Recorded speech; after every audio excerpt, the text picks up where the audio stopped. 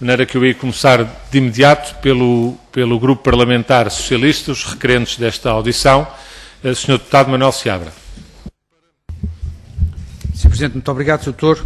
Como sabe, o PSD suspeitou da inexistência de liberdade de expressão em Portugal.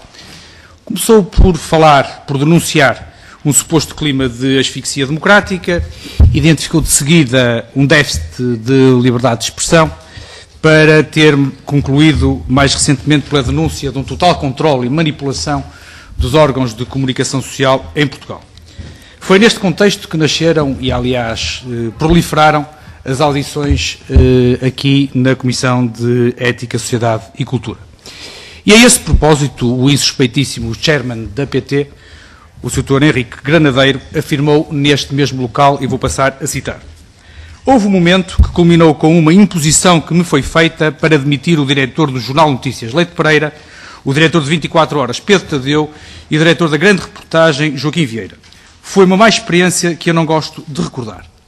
Muito bem, Sr. Doutor, quem terá supostamente pressionado o Sr. Henrique Granadeiro, quem o terá intimado no sentido de demitir os, então, 3 diretores, nada mais, nada menos que o Ministro da Presidência ao tempo, o Sr.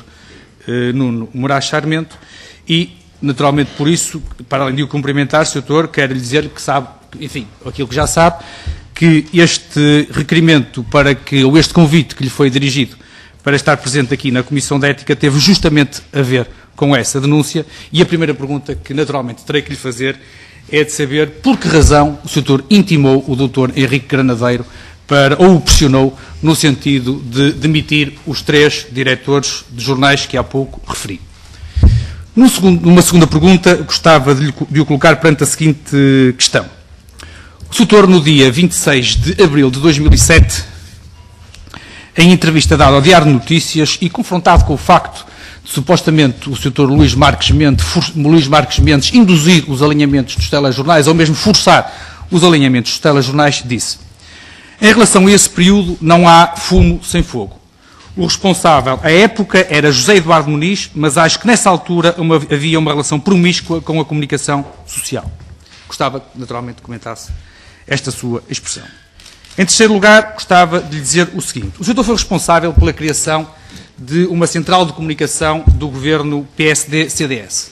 Iniciativa essa que depois abortou, porque o Presidente da República ao tempo, o Sr. Jorge Sampaio, fez o veto político a essa iniciativa, mas isso não o impediu de lançar este panfleto, este manifesto, este manifesto de propaganda, onde supostamente seriam relatados os primeiros 365 dias do exercício do governo do, então, Primeiro-Ministro Durão Barroso, num manifesto que, não obstante corresponder a uma iniciativa que tinha tido um veto político, acabou por ser imprimido, que tinha, de facto, ou impresso, que tinha, de facto, a responsabilidade editorial da Presidência do Conselho de Ministros e a responsabilidade da concepção da tal Central de Comunicação, que depois não evoluiu, uma vez que, como disse, teve veto político.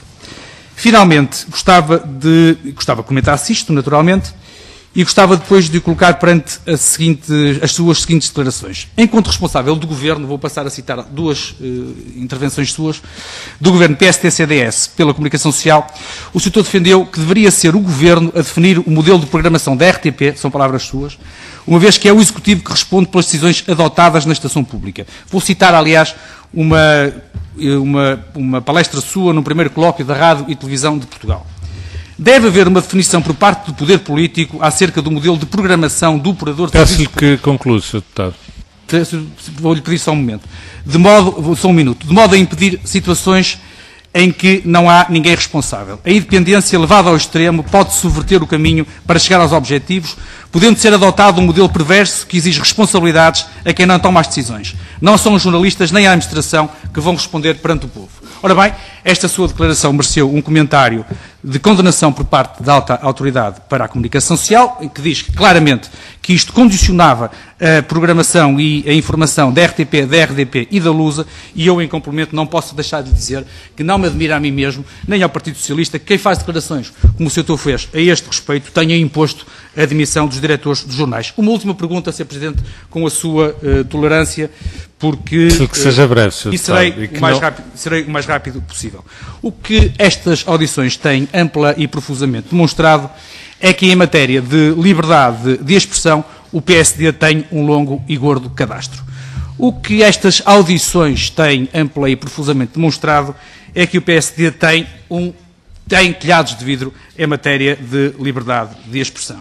Mas o que estas audições também têm demonstrado, ampla e profusamente, é que o Partido Socialista tem sido vítima de acusações sem fundamento, tem sido vítima de processos de intenção. Tudo serviu, até hoje, para lançar poeira para a opinião pública, tudo serviu para enlamear o nome do Sr. Primeiro-Ministro. Sr. Doutor, para terminar, formulo a questão: como é que um partido que tem este tão longo cadastro sente autoridade política e moral para, em nome da liberdade de expressão, que respeita, como aliás vimos nos exemplos antecedentes, pôr em causa a honorabilidade do Primeiro-Ministro? Obrigado, Sr.